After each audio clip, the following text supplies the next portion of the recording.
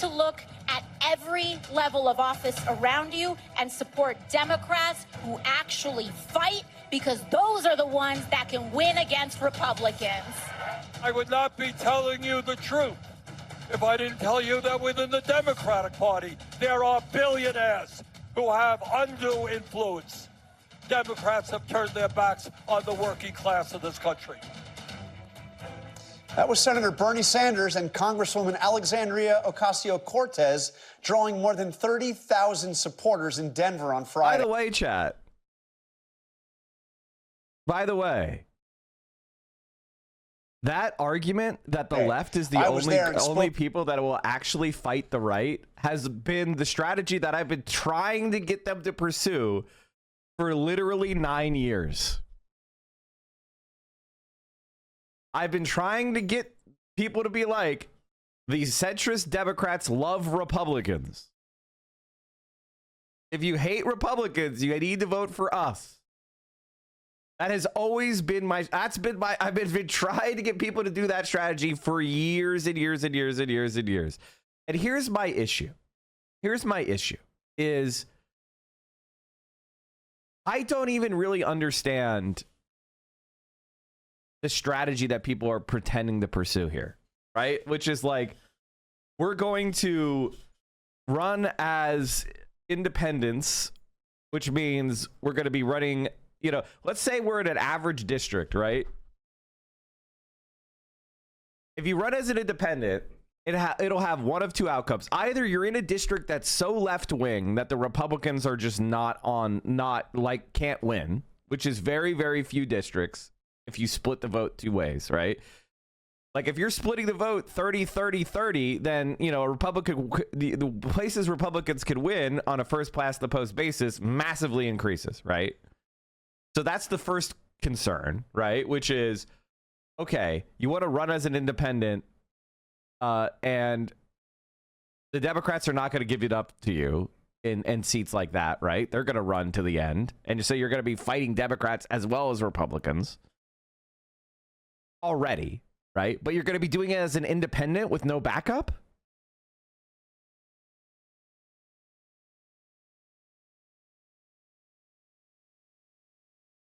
Or you're in districts where the Democrats have to stand down because they have no chance anyway. Okay, if there's a lot of districts where you could win, but the Democrats stand down because they have no chance to win, why the fuck are you running as an independent and not as a third party?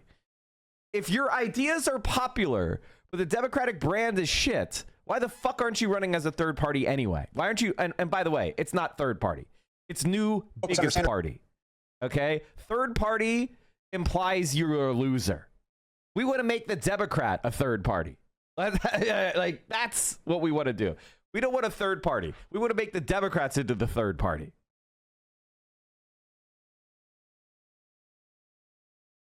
And I think this is my problem with Bernie and AOC in general. Like, my biggest criticism of them is the idea of, you know, people can just run and we'll see who wins. That's not how they do it on the other side. That's not how the centrists do it.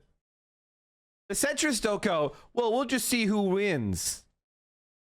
And we'll very selectively support people. No, they say, are you an ideological neoliberal? Are you a big law member? Are you an oil and gas executive? Are you CIA?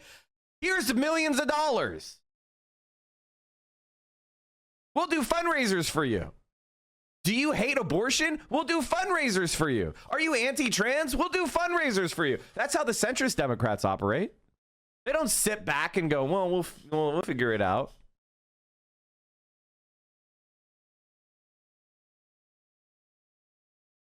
Corrupt corporate Dems are the handmaids of the right. This is why the left must primary more sitting Democrats. September 17th, 2019. Yeah, I've been trying to get people to use this argument for a very, very long time, which is, if you hate the Republicans, you can't vote for centrist Democrats.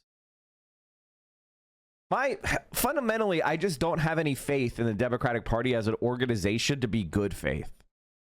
So I don't have faith that they'll be good faith. Not very well written, but you get my point. Basically, let's assume the Democrats do win a bunch of primaries, right? The left.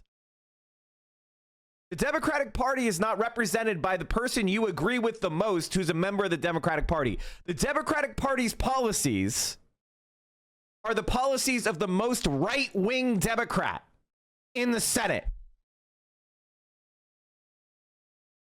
So many people like to look at the Democratic Party and see Bernie Sanders' proposals and go like, "Oh, look how left-wing the Democrats are." No, it's not. The Democrats' party's policies are the policies of Joe Manchin, John Fetterman, Kyrsten Sinema. Those are our policies. It's not the policies of Bernie Sanders. It's not the policies of AOC. It's not the policy of the Progressive Caucus. It is the policy of the most right-wing Democrat, the one who gets you over the hump. And in my opinion, that's not worth fighting for.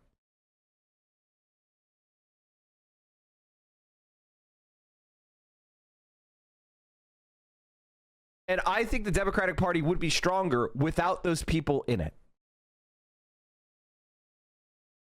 And this is fundamentally this is the point of disagreement. Either you believe that if the Democratic Party was a progressive party that could deliver real material change for people in their actual lives,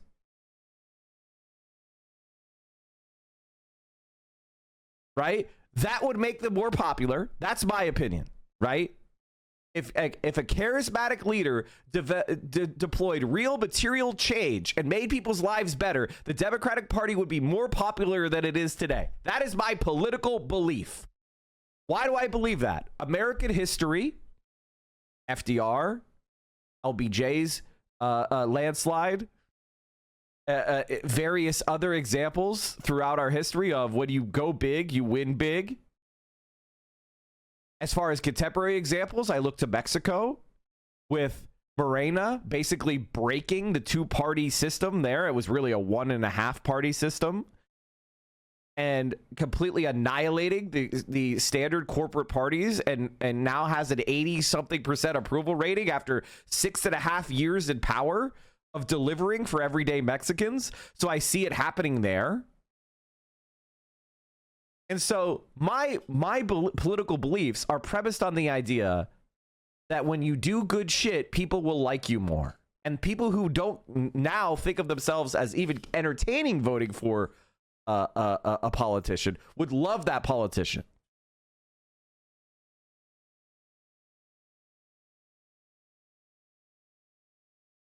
This is my point. And so getting rid of people like Joe Manchin, getting rid of people like John Fetterman, getting rid of people like Kyrsten Sinema, getting rid of people like Elise Slotkin, that doesn't make the Democrats weaker. It makes them stronger. And this is the fundamental disagreement. Either you believe that to be true or you don't. If you think that's wrong, if you think we need Manchin and we need Sinema, or else the Republicans would be winning even more, then you don't agree with me and we never will agree. We'll never agree. If you think the people cannot be fundamentally changed, politics is roughly where it is now and it's going to remain where it is now, and we're going to be balancing on a knife edge forever, if that's what you think, then you won't agree with me. And I got to tell you, you're dumb because you haven't read a fucking book and you don't even know what this country is like in your own lifetime. There's no evidence for your completely cockamamie belief other than status quo bias.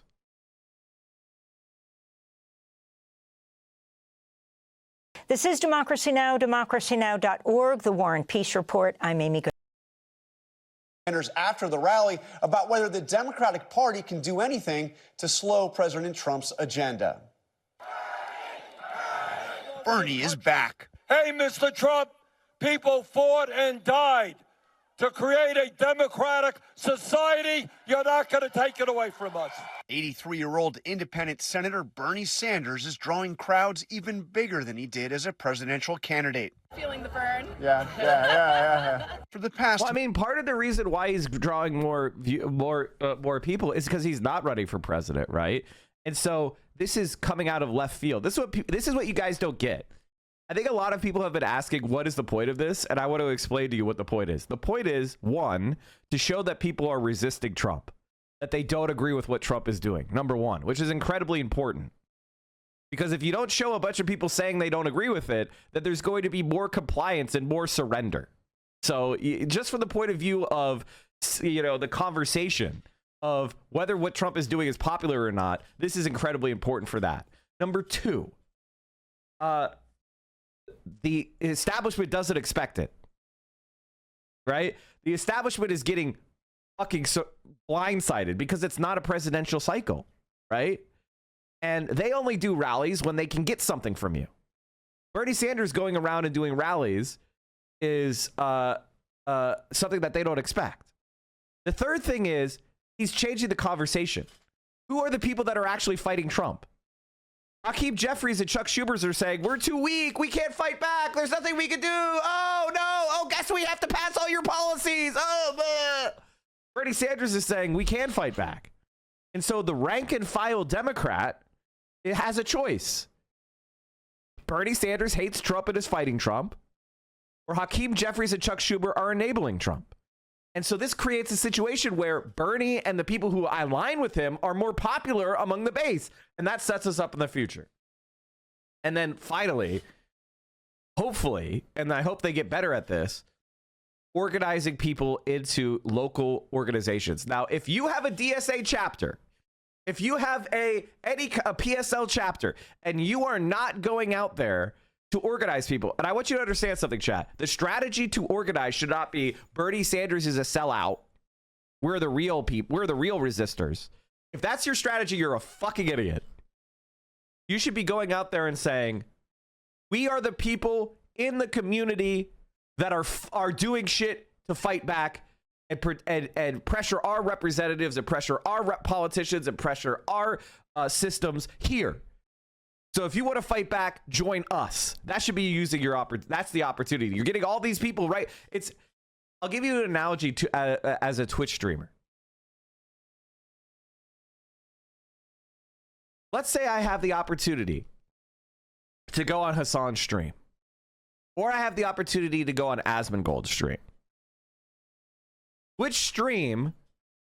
And then when I go on the streams, I have two strategies. On the Asmongold stream, I can kiss Asmongold's ass, or I could be confrontational with Asmongold. Similarly with Hassan, I could go on Hassan's stream and be confrontational with Hassan, or I could kiss Hassan's ass. Which is going to result in more people coming over to my stream in the future? The answer is, if I'm going up against Asmongold, confrontational. If I'm going on Hassan's stream, ass kissing. Why? Because the Hassan viewers agree with me on 99% of things. So if I go and am confrontational with Hassan, I'm going to be repulsing people who are mostly aligned with me, that mostly are on my side, who I could persuade with gentle persuasion. I don't need to do a lot of movement. You're almost there. So you're listening to what I'm saying. Right? You're open to me. If I go on Asmongold's stream and I kiss his ass, then he disagrees with me on everything. So everybody who already agrees with me is going to be disgusted by how much of a fucking bootlicking piece of shit I am. Right? And all of his people none of them are going to come over to me because they don't agree with me on anything. They come over and hear me talking on my own, they're immediately going to be repulsed. But if I go there and confront him, then the persuadable people in the audience are going to be like, oh, this guy has a different perspective. And some of them are going to listen to the argument. Many of them won't. But it's not just me fighting Asmongold and his viewers coming to watch me. Other people would watch me confronting Asmongold, and they would come along to me. So basically what I'm trying to say is, at the Bernie Sanders rally, the strategy that you should be pursuing is not to attack Bernie, not to attack AOC, but to be Bernie Sanders plus, AOC plus. Because that's where the people who are showing up to a Bernie Sanders rally are. And then later you could talk about problems that you have with Bernie Sanders and AOC once you've established trust and once you've established good faith. And you can be like, AOC and Bernie Sanders are wrong about X, Y, and Z. But we're showing solidarity on X, Y, and Z. It's a very, very simple point. You go and you operate according to a strategy that is going to bring the masses to you, not separate yourself from the masses and put yourself on some sort of pedestal of enlightenment. Who gives a fuck? So you're saying Jenks and Newsom's tactics are the wrong approach? Exactly, and it's being proven experimentally right? Like, you can see it. Like, Gavin Newsom's approval rating is crashing among Democrats. It's not going up among Republicans. They don't respect that guy. It's just crashing among Democrats because he's kissing the ass of fucking enemies. Fight your enemies and hug your friends.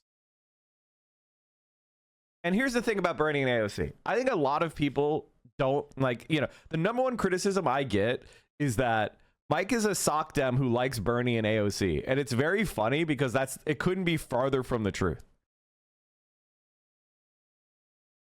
It couldn't be farther from the truth. The answer is I am hiding my power level and going where the masses are to convert as many people as I can to a worldview that they would never otherwise consider but for the entree that Bernie Sanders and AOC give me. I'm doing the strategies that other political ideologies have done very well, which is create a pipeline. Don't punch left. I only punch right.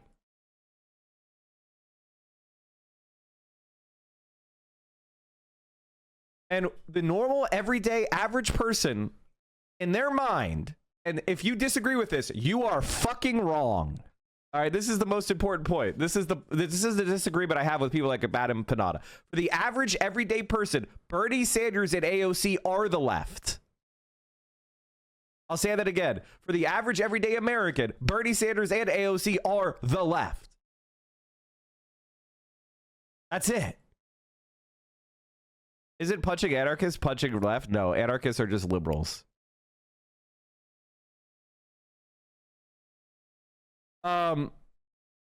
And so I know that they're not. AOC and Bernie Sanders are not the left. They're the center. They're centrists. But they're the actual centrists.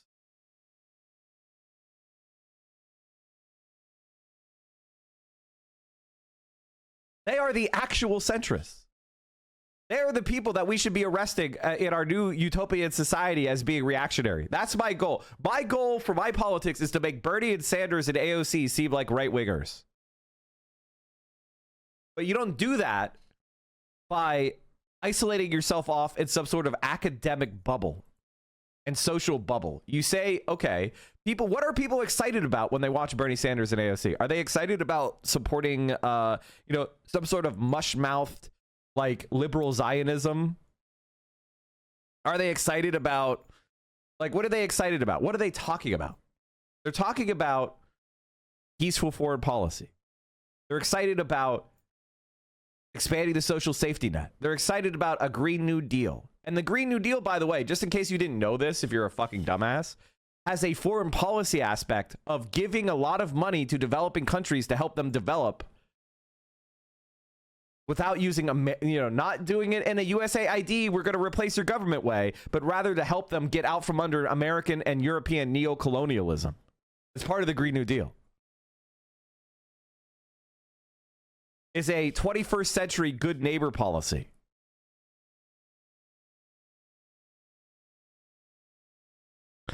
And so, like, if you don't agree with me on this, you're just out of touch. I don't know what else to say. Like, the average everyday person doesn't know what PSL is.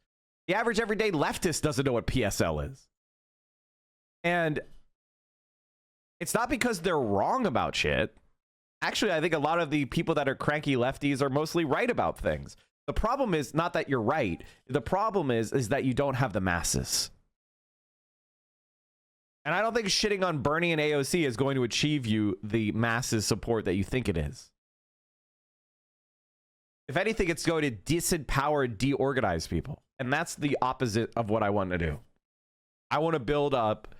And it's the same thing. I mean, Lenin talks about this. It's like a lot of ultras are like, oh no, trade unions are reactionary. And it's like, that's where the masses are, dummy. That's why you're helping people gain class consciousness. That's why you're giving people collective economic power, you dumbass. It doesn't matter if they have reactionary tendencies. It doesn't matter if trade union consciousness is the peak of what they're going to naturally develop. You're right.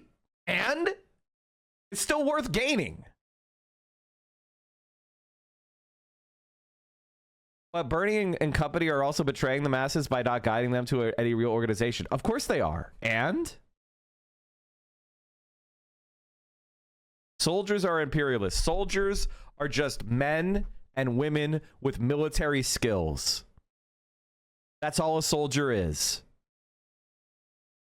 Do you want to have people with military skills on your side in a civil war? Yes or no?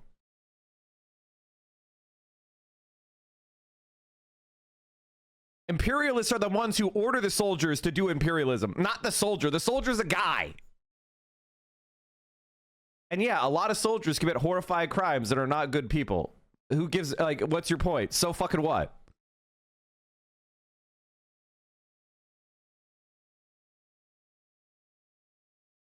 Are you here to do some sort of like Christian penance? Is that what you want me to tell you is a good idea?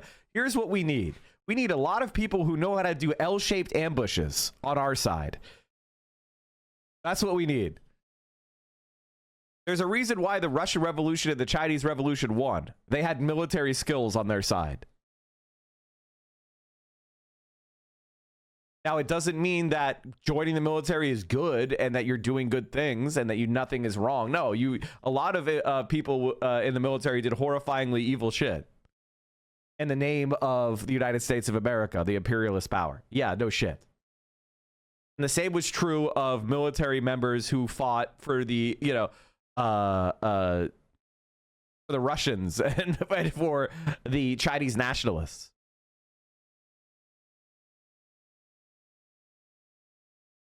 What I'm trying to say is you go where the masses are, but you also try to maintain your leftist character. And it's a difficult balancing act.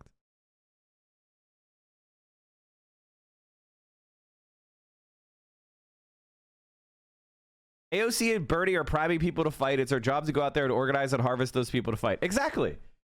Bernie Sanders is, if you're a left winger right now, what Bernie Sanders and AOC are doing for you is a goddamn gift. If you can't see that, you're dumber than dirt. They're going around and concentrating the most like-minded people in one place that for you to go and talk to. They're making it easier than ever. This is the most fertile ground for radicalization that you're ever going to see in your entire fucking life. And you're criticizing it? Get off your ass and do something, you dumb fuck.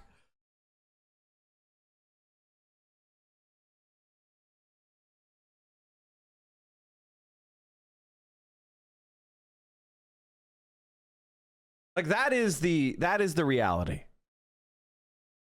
Some of us actually signed up because we cared about our fellow man. I didn't know what socialism. I mean, listen, I don't care why somebody joined the military, unless it was to like kill people like a psychopath. Like, I don't give a shit.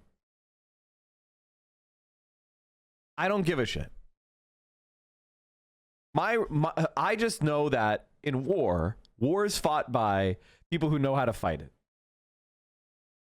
And when you say, we don't want anybody with military skills on our side, you are begging to be killed. And the other thing is, you're stupid because if you look at Americans, they like soldiers. They trust our military members. So if military members are completely alienated from your side, you're missing out on an opportunity, which is you should take disillusioned people from the military who come out and say, what they're making us fight for is wrong. I went out to that battlefield and they committed crimes and I regret it. And these people are bad. That is an important, persuasive position to have on your side. Because I don't give a shit about the past. I care about the future. Now, there are limits to that. But that should be your orientation, because if we were just like, okay, only perfect people could join our movement, then you're gonna have nobody. Malta1, thank you for the 5 tier ones. That's just, and if you study history, winning movements are the ones who are converting people, are converting their enemies to allies. You want to win? This month, Sanders has taken his fight against President Donald Trump on the road. He's billing it the Fighting Oligarchy Tour. We will not allow America to become an oligarchy. In Denver, the anti-Trump sentiment was strong. Oh, I think it's a disaster. And he talks about he has a mandate. He never had a mandate. but so was the frustration with Democrats. How's the Democratic Party doing challenging this? They got to be a little tougher. Quit being a bunch of doormats. It feels like we're left stranded when everything feels like it's crumbling. Tour's Western Swing. Thank you. Okay, so these are normal people. These are people who are libs. They don't know what the fuck is going on. They're not leftists. They're wine moms.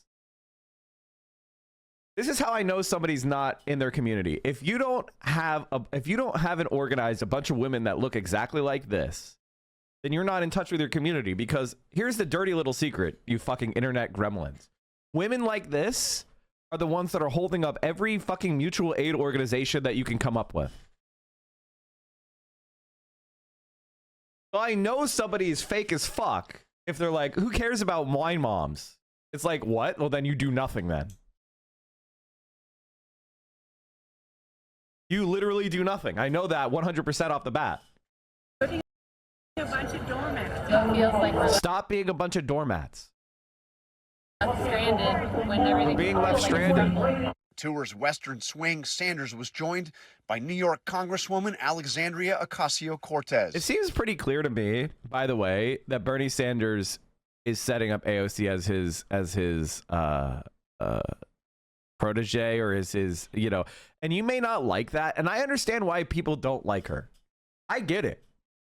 I think she's got bad advisors / bad instincts on a lot of shit, and I think it's because she's online too much. I think it's because she's online a little bit too much, a little bit too unfiltered. And I realized something about myself a long time ago, is that I'm built different. But I shouldn't expect other people to be built the way that I'm built, which is when you start getting a lot of like negative feedback from a certain group, it is a natural human reaction to kind of like move away from that group. And a lot of people have a hard time accepting that that's just a completely natural organism's behavior. That's just like a biological imperative, basically. If you're getting a lot of pain from a direction, you move away from that. And so I'm not blaming the online left for her being shitty. I'm just saying that she doesn't have the... She acts in expected ways, okay? And that, I think, is bad for her, because I think a lot of the criticism that she gets is actually valid, but presented in a very unpersuasive manner. So it's like I'm Larry David going like this the whole time. Well-meaning white folk were the main financial backing to the Black Panthers free breakfast program, make an effort to have wide appeal program. I mean, like, first of all, like I'm definitely much more... I don't believe in racial nationalist movements as liberatory. I that's just my personal opinion. Now, that being said, I know what black nationalism actually means. I'm not Vaush. I know what it is. Okay? I support Black Panthers. I'm not a Vaush. I'm not a white dummy like Vaush. I'm just a white dummy in other areas. Okay? That being said, I really am an old school Marxist. The division in our society and the expression of power is based on class. Now, in America, and this is a very important corollary, in America, the color of your skin attaches a stigma. And in much of America, the color of your skin gives you your class identity. Now, it's not all white people are rich, and not all black people are poor. But in our society, especially in the South, the color became the stigma. And so that has to be rectified as well. We can't just ignore that. What do you think about the leaked JD Vance audio about Elon? I'm not aware of that. I didn't listen to it. He has handed the keys of the federal government to Elon Musk and is selling off our country Interesting for views. parts to the richest people on the planet. More than 30,000 people showed up for their joint appearance in Denver. Look, as you know, when you run for president, you do a lot of rallies, and we've done a lot of big rallies. 32,000 people here is by far the largest rally I have ever done, and nobody's running for office. That tells you something. So what are you trying to accomplish with this tour? I'm trying to make it clear to the people throughout the world and throughout our own country that the American people are not going to sit idly by and allow Trump establish an oligarchic form of government where Musk and other billionaires are running our Is there anybody who is like legitimate talking about this audio, or is it just like really good AI being leaked by dumbasses? Government, and we're not going to sit back and allow an authoritarian form of society. Like, this is raw news in politics. Like, this isn't exactly what I would call a reliable source.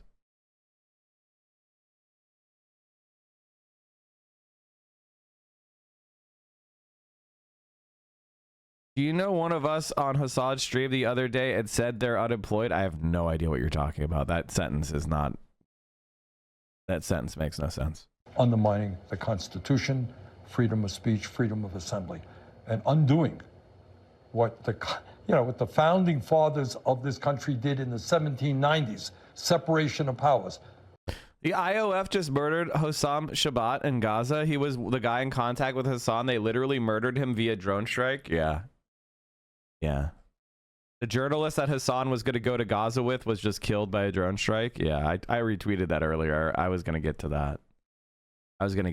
But it's... I mean, yes, they would have killed Hassan if he'd gone to Gaza. Why so Dagnus? Thanks for the 50, man. And I think that one of the main things about Ethan Klein and Hila Klein is they just deny reality. Like, they have to. Basically, if you're going to defend what's going on in Israel or talk about anything but Israel, like in this conflict, you either have to just deny reality completely or you have to think it's good. And liberal Zionists deny reality and refuse to be corrected, right? And conservative Zionists say it's good. And that's what's so odd, right? Like, it isn't just that those of us who oppose what Israel's doing in Gaza and the West Bank and the Palestinian people are saying it.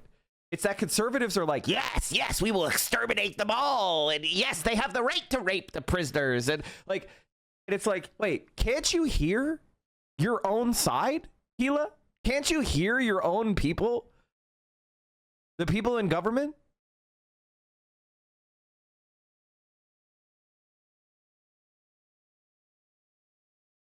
Like, can't you, like, it's so odd. It's like, you pretend that the only people saying what's going on to the Palestinians are Palestinians. It's just odd.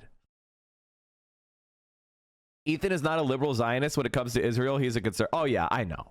I was just giving him the benefit of the doubt. I think he's a genocide. I think he knows he's lying. I mean, obviously.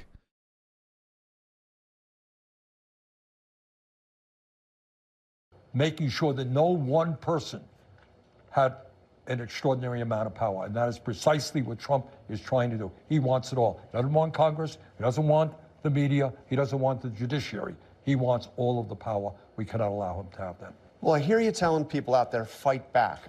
What do you mean, though? How do they fight back? Well, it's the question. We're working on it right now. But I think simply, first of all, coming here and showing the world that Americans are not going to sit back and take what Trump is doing is a good step forward. But obviously what we need to do is what neither political party is capable of doing right now. And that is develop a strong grassroots movement prepared to run candidates, prepared to stand up and question candidates, demand responsibility from their elected officials to stand with working families and not just the 1%.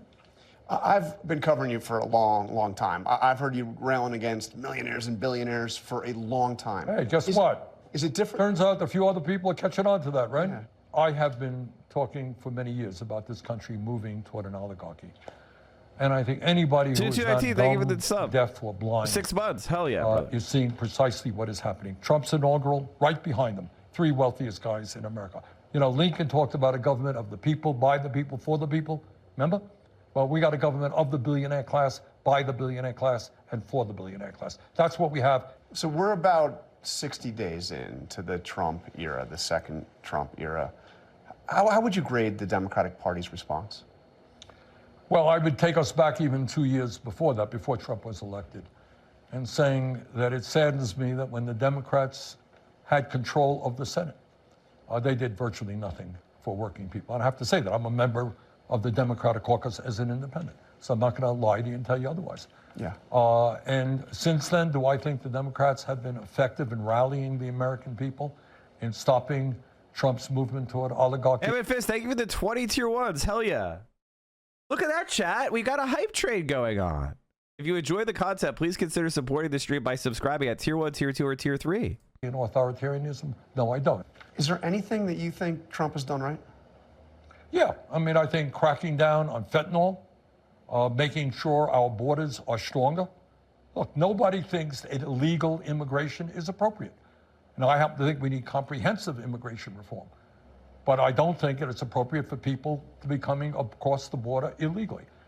So we've got to work now on comprehensive immigration reform. The idea that Trump has... By the way, chat, I'm going to say something completely surprising to you. If you have a border and people could just come in without any kind of controls, that will cause ecological catastrophe, that will cause exploitation to increase, human trafficking, because you're going from places where people do not have protections against those kind of there isn't environmental regulations there. You know, people will bring in all sorts of shit. They'll bring in invasive species. They will bring in agricultural products that have pestilence, like literally like blights and shit. They will bring in all sorts of shit. Like it's insane to not have any kind of checks as people go from one geographic region to another. That's not wrong. Okay, that's actually sane. All right, like Jesus fucking Christ. The second thing is illegal immigration is bad because that's what the capitalists want. They want you to be an illegal immigrant so that if you try to organize a union or you try to complain about not getting paid minimum wage or you try to complain to OSHA, they can call up ICE and get your ass deported. They love illegal immigrants because they can bring people in here to scab and cross picket lines because they're economically coerced.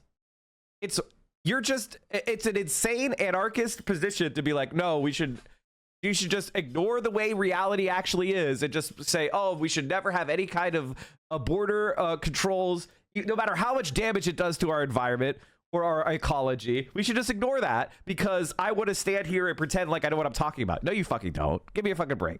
Now, that being said, I don't think you should ever give Trump credit. This is like giving ISIS credit. Like, what are you talking about, dude?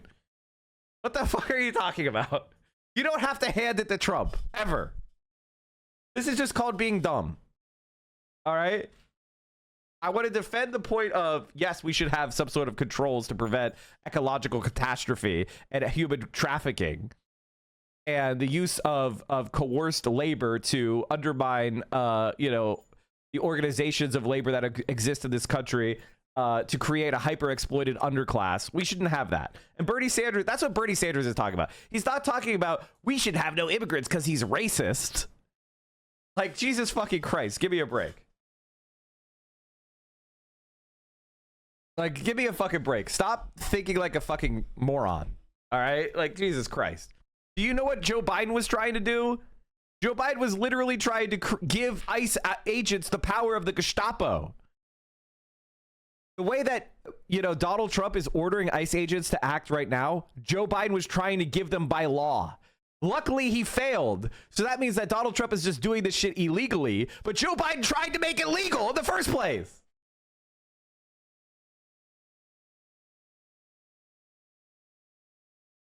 I don't know what his latest numbers are. He wants to deport 20 million people.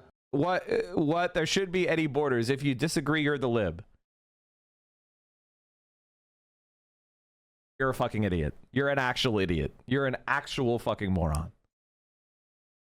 You're an actual fucking moron.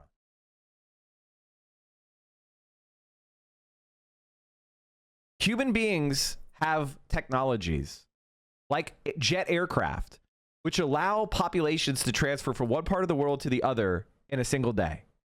The problem, why is that a problem? Well, because, for example, there are agricultural, I don't want to destroy the ecology by somebody bringing fucking, an invasive species from one continent to another. Have you ever not heard about the Asian carp disaster that's happening in our country right now? Have you not heard of pestilences that spread from one place to the other? I don't want to destroy the ecology because you think that because of some sort of ideological insanity that we should never have any controls on people at all. You're insane. You're a fucking moron. You're a dipshit. Shut the fuck up. I don't want to destroy our biodiversity because you want to have this anarchist ideological position. We should absolutely have controls on people from transferring from one part of the world to the other. You're an idiot. You're an absolute fucking idiot.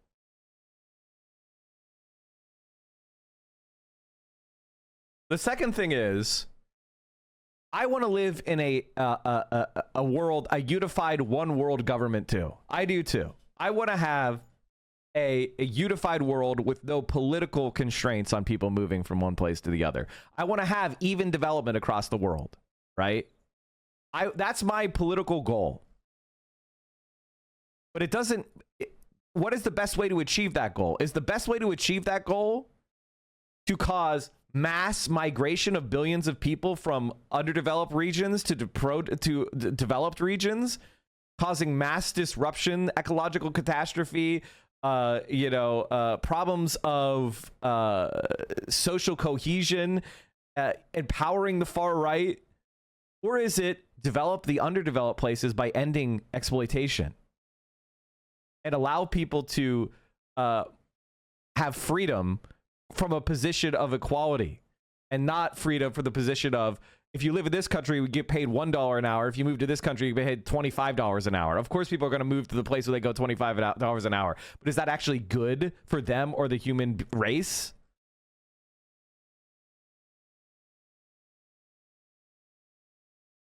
Like, what the fuck are you talking about? Again, it's just baby shit. You're not thinking about stuff seriously. You're thinking stuff ideologically in a utopian way. You have to start thinking a little bit more practically, like, Jesus fucking Christ.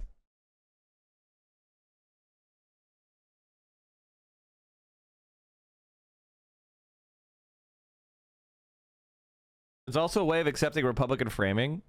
I am not. In fact, Republicans don't want Bernie Sanders' immigration program. You understand that, right? Bernie Sanders' immigration program is we have an economic migrant program where when migrants come to this country, whether they are H-1B visas or whatever, they don't have a position where their employer has power over them. That when they immigrate here, they join a union. When they immigrate here, they get paid minimum wage or whatever the prevailing wage is of their sector. And the demand for millions of people to flow to this country will be tremendously reduced when we're not sanctioning and waging war over the fucking country. Like, you're just not paying attention to reality. Most people don't want to move to America, you fucking chauvinist. Most people want to live where they are from with their families and the culture they're accustomed to, but they want to live a good, dignified life with economic prospects to improve their material condition. That's what people want. And I want to empower that. I don't want to be like, yes, move to America, the best nation in the world. No, that's fucking insane. Milton Friedman, an undocumented, what the fuck is this? Look, for example, at the obvious, immediate, practical case of illegal Mexican immigration. Now, that Mexican immigration over the border is a good thing. It's a good thing for the illegal immigrants. It's a good thing for the United States. It's a good thing for the citizens of the country. But it's only good so long as it's illegal. That's an interesting paradox to think about. Make it legal, and it's no good. Why? Because as long as it's illegal, the people who come in do not qualify for welfare. They don't qualify for Social Security. They don't qualify for all the other myriads of benefits that we pour out from our left pocket into our right pocket. And so as long as they don't qualify, they migrate to jobs. They take jobs that most residents of this country are unwilling to take. They provide employers with workers of a kind they cannot get. They're hard workers, they're good workers, and they are clearly better off. This is the average anarchist. Now, Milton Friedman is a fucking moron. Okay, number one, he's wrong. Okay, what he's saying there at the end is Americans don't want to take these jobs. Why don't Americans want to take these jobs? Because they are underpaid. You cannot support yourself on that wage. That's why trust me, if you were offering people tens and hundreds of thousands of dollars to pick fucking fruit, they would pick fucking fruit. What he is saying is he's basically saying illegal immigration is good because we get to enslave these people and that helps the capitalists have more profits. But the thing is about this is he's wrong. Illegal immigration keeps productivity down. Why does illegal immigration keep productivity down? Because when you have an illegal immigrant, you have a hyper-exploited individual who is not subject to the labor laws. He's right about that. And so you are not incentivized to increase productivity per worker. So you're not investing in machinery. You're not investing in capital in boosting productivity, because if the wages were rising, then you would be incentivized to invest in productivity boosting, labor saving devices, therefore increasing productivity, requiring less people to do backbreaking work. But by importing illegal immigrants, you can make money without investing in those labor saving devices. That is the problem. This is why China is kicking our fucking ass. Because they're investing in capital. They're investing in the labor-saving devices. They're investing in productivity-boosting strategies.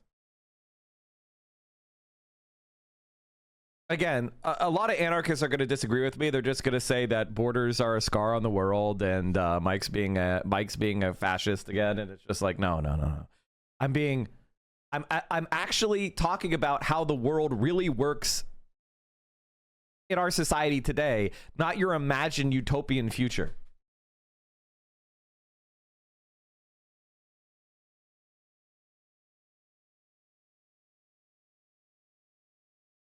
Who are in this country, who are undocumented. Well, you do that, you destroy the entire country, because I got news for you. Trump's billionaire friends are not going to pick the crops in California that feed us. They're not going to work in meat packing houses. That's what undocumented people are doing. So we need a variety of programs, guest worker programs, but mostly comprehensive immigration reform. But you know, illegal immigration, it exploded under Biden, and it had been high for times under Trump as well, but it exploded under Biden, and nothing was really done until his last year in office when he was... Yep, should have done much better, no argument. So realistically... By the way, chat, we should have done a comprehensive immigration reform in his first 2 years at office, and we should have ended the sanctions on Venezuela and Cuba. What bothers me is that Bernie Sanders doesn't talk about that. And I think the reason why they don't is they're scared of being called like communists or something. They don't want to be associated with Cuba and Venezuela. But that's the reality. Republicans control the House. They've controlled the White House. They control the Senate. So what realistically can be done? Well, for major pieces of legislation, you still need 60 votes in the Senate. And let's be clear. I mean, we have picked many of the spots that I've gone to in Wisconsin, in Iowa, in Michigan. We chose them carefully. Yeah. And those are because they have Republican congressmen who won by small margins. Right now, I don't know what the number is. I think if 2 or 3 Republicans out of 200 and whatever it is, 18 or whatever they got, choose not to support giving tax breaks to billionaires and cutting Medicaid and education, we can defeat this big supplemental bill, the beautiful bill that Trump wants to see passed. So right now, what we're trying to do is put pressure on those congressional districts, demand that Republican Congress people sit down and talk to their constituents and explain why they think it's a good idea to give $1 trillion in tax breaks to the 1% and cut veterans programs, cut Medicaid, cut Social Security, cut education. You said that the passage of this bill, the continuing resolution, was a absolute failure of Democratic leadership. Who are you talking about? Well, Schumer is the leader of the party, and it should not have happened, period. No question about it. But, you know, when we talk... I mean, they associate Bernie with Castro in his first run for president, so it's understandable, but he's wrong. Like, the reality of our immigration surge was a couple things. First, pent-up demand because of the pent-up demand of the COVID shutdowns, right? So, like, a lot of people who were trying to immigrate here or had legal asylum claims were stopped because of COVID. If somebody comes in here and their very first post is to just post art, that's probably a bot testing what they can get away with. Like, is it your? Were you bored yesterday or?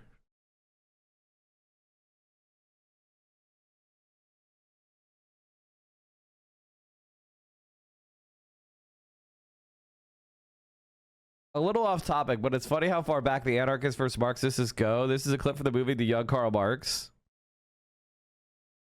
Prudent.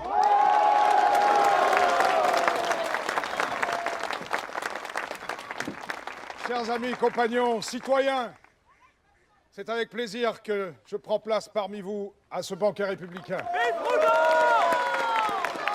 Ils veulent les supprimer, ces banquets, parce qu'ils ont peur de votre colère. Et ils ont raison d'avoir peur, car il y aura toujours plus de peuple que de police, et de soif de liberté, que de répression. Car c'est vous les artisans, les tisserands, les cordonniers, les tailleurs, les charpentiers, qui fabriquaient la richesse de ce pays. Et les ouvriers alors, les terrassiers, les mécaniciens, les gars des forts. Je ne les oublie pas. Ces hommes, ces femmes, ces enfants, enchaînés à ces nouvelles machines It's like you're not saying every job. Et qui n'ont parfois même pas le pain, qui n'ont parfois de chained to their feu new et machines of d'enfer, fire and brimstone, et qui n'ont parfois without même enough pas bread le at times pain to keep up their pour strength. soutenir leur force. Il faut le dire tout net, I'll say tout it clearly and simplement, simply. on les assassine. They're being murdered. J'en arrive à mon sujet. Now to my subject. Qu'est-ce que What is slavery? l'esclavage? Si je réponds c'est If I reply that l'assassinat, it's murder, you vous immediately êtes agree. aussitôt d'accord. Alors pourquoi, So when I pourquoi ask la what is question, property? qu'est-ce que la propriété? Si je réponds c'est le vol, If I reply that dois-je it's sans cesse theft, devoir must I m'expliquer? continually explain La myself? propriété, mais laquelle? Property, but La which propriété property? privée, Private bourgeois property? Je parle de la propriété Property en in général general. qu'on donne comme un droit naturel Give tel it que as la a natural liberté, right like liberty, l'égalité, la sécurité. equality or Ce sont des security. abstractions, non? Ce sont des droits naturels. La liberté, l'égalité, la sécurité de chacun n'affectent pas celle de tous. Au contraire, elles les renforcent. Ce sont des droits naturels sociaux. La propriété, à l'inverse, empiète nécessairement sur la liberté, l'égalité, la sécurité des autres. C'est un droit naturel antisocial.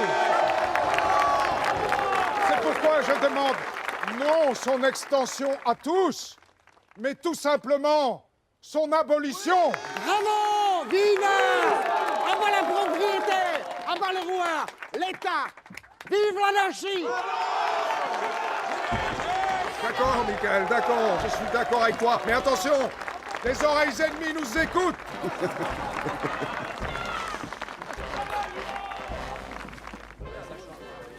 We're gonna see some debate bros. Mikhail Alexandrovitch Bakounine. Tu lui as cherché des poux dans la tête, au maître. Enfin, c'est les autres qui disent maître. Pour moi, il n'y a pas de maître, ni de Dieu, ni de roi. Karl Marx. Je suis pas anarchiste. Je m'en doute. Je lis les annales franco-allemandes. Tama. Je sais reconnaître le sang quand il y a le bout dans la veine. Et le bout dans la veine de tes écrits, mon petit. Vous lisez les annales. Pourquoi pas y écrire?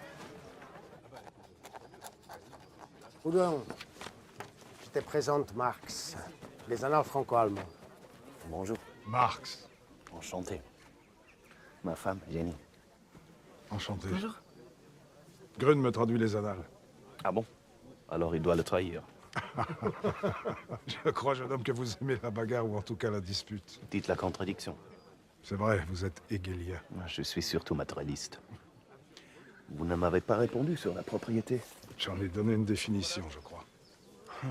Et le vol? Vous le définissez comment? Faut-il vraiment le définir? Comme chacun sait, c'est la violation du bien d'autrui. Excusez-moi, mon français... Votre français est très beau. Merci. Alors, la propriété, le bien, c'est donc pareil. Vous dites la propriété et le vol. Quand je vole la propriété de quelqu'un, je vole quoi alors? Le vol? Vous faites semblant de ne pas comprendre, je suppose. Karl ne fait jamais semblant. Ce qui veut dire, c'est que votre formule est une image. Une belle image, mais comme on dit chez vous, une image qui se mord la queue. Votre français, à tous deux, décidément, est excellent. N'est-ce pas, Grun?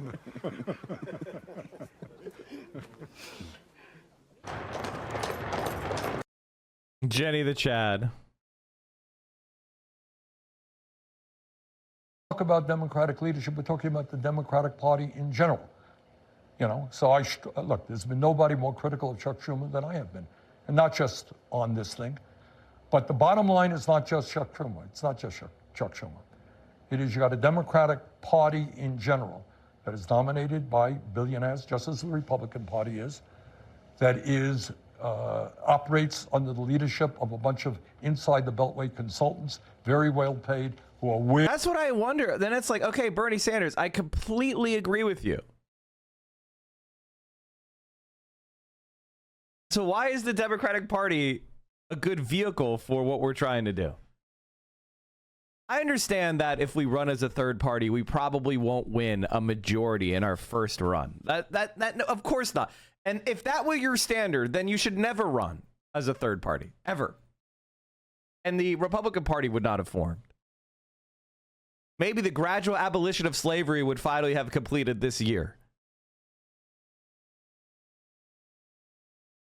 But, like, you have to be comfortable with risk because the status quo is riskier. The Democratic Party is riskier. way out of touch with the 32,000 people who are here today. Ocasio-Cortez's criticism of Schumer has been harsher, fueling speculation she'll challenge him in the Democratic primary when he is up for re-election in 3 years. For his part, Sanders doesn't want to talk about whether or not Schumer should remain the Democratic leader in the Senate. And he got irritated when I asked him about the possibility of AOC running, abruptly getting up to end the interview. Thanks, Vio. Okay, you're out there with AOC today. Do you see her as a future of the progressive? We have one of the untold stories of what's going on in current American politics is that in the House of Representatives, you have dozens and dozens of strong, smart, disciplined, hardworking young people in the Progressive Caucus. And you know, way back when I first came to the Congress and the House, I helped form the Progressive Caucus. We had 5 people in it at that time. Now they got close to 100. So you got a whole lot of good people. Alexandria is extraordinary.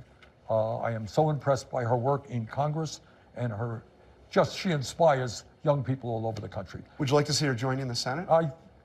Right now, we have, as I said, just a whole lot of people in the Congress. Okay, Jonathan, thanks. Wait, I got one more. This is important. Well, I asked you. Okay. You know, you want to do nonsense, do nonsense. No.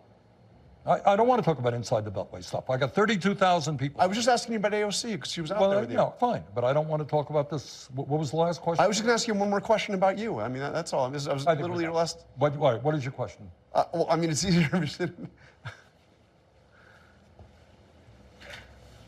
I mean, I want to ask you about your future. This is the biggest crowd. You said you ran for president twice. This is the biggest crowd you've ever seen. Are we going to see you run again, or what's your future? No, right now, I am very proud that the people of the state of Vermont sent me back to the Senate with 63% of the vote. Right now, I'm Vermont senator. That's what I do, and I'm very happy to do it. I am 83 years of age, and I'm tired. All right, our thanks to Senator Sanders for taking the time to talk to us and for letting us This has always been my problem with Bernie Sanders. This has always been my kind of like critique of Bernie, or my, you know, and it's like Bernie Sanders needs to take that next step, which is you're 83 fucking years old. What do you have to lose? You just got reelected. Like what's the you know, you're going to be in the Senate until, you know, 2030 fucking 2. What do you have to lose?